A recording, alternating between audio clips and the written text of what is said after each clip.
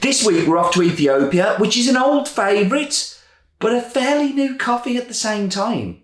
More to come.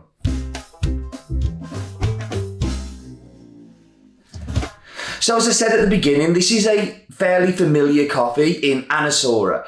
Sora Natural has been a staple for the last 5-6 years and has become a really important coffee to us here at Has Been. I love it arriving. Last year, we were lucky enough to see the first outturn of the washed coffee, and that's what we're going to be looking at this week. So the farm is owned by Washed Yirgacheffes. Israel is an absolutely super cool guy, a smart businessman, a smart coffee guy, and a genuinely caring, beautiful man. Really is, cares about the people around him, cares about the people he works with. So Sora is quite unique.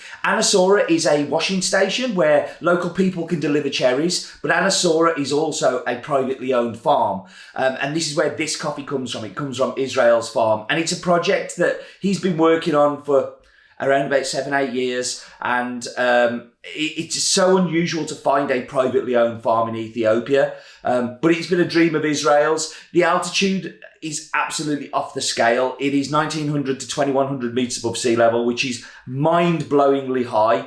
And the naturals have always done super well. The naturals were there, but Israel had a dream that he wanted to build a washing station. So what I'm going to do now is I'm going to show you the washing station. Hopefully the editing guys can put some lovely little music in the background to it as well while it's playing, of the washing station being built a couple of years ago, and just shows you how quick things can happen in Ethiopia, but how many people it takes to make that stuff be quick. And then when that's done, we'll come back with Has Been Steve, who's going to go through all the figures of Sora with you.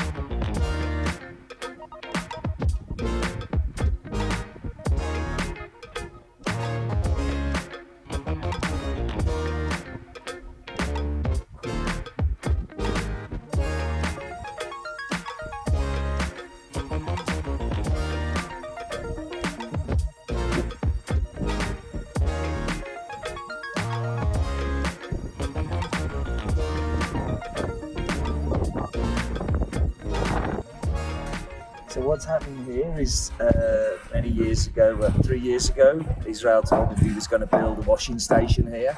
You can just see the final construction happening. So hopefully for this season, next week, he tells me, although it doesn't look quite ready for next week, that we're going to be washing coffee. So there'll be a washed Sora coming really soon, which is super exciting. There's some cool videos. I really like those, Steve. But let's get into talking about the farm. So, as Steve said, this is a privately owned farm, owned by a second-generation coffee farmer called Washed Yirgacheffes.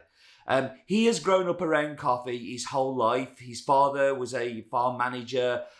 His mom used to sell coffee in the local bus station to commuters. And coffee has been in his blood for as long as he can remember.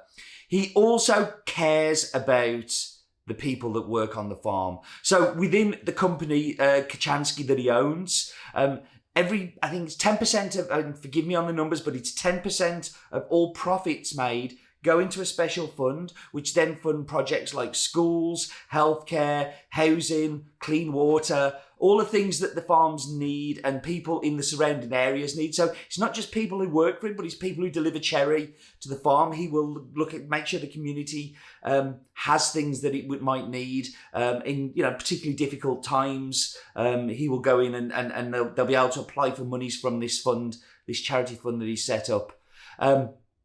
But focusing on Sora has about 1,500 members. So they're people who own very small plots of land who will deliver the cherry there on top of the farm. Some of them may only have like 200 trees, which is tiny. The average will be around about a hectare of land. And they deliver these cherries, get a good price because Israel has found a way into the specialty market that a lot of people haven't.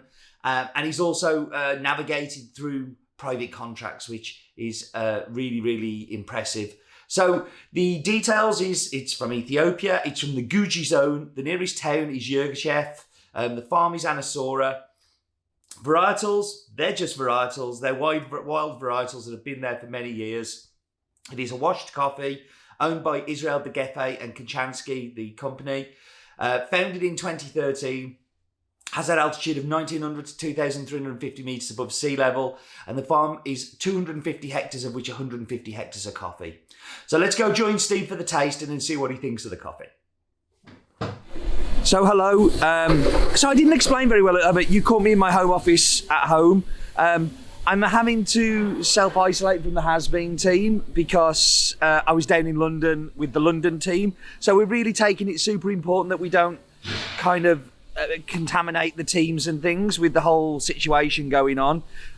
So I didn't have the coffee. So James has made the coffee, put it outside the door for me. I pick up the coffee and do the tasting. I guess I'll have to take the mug home with me as well, so that's fine.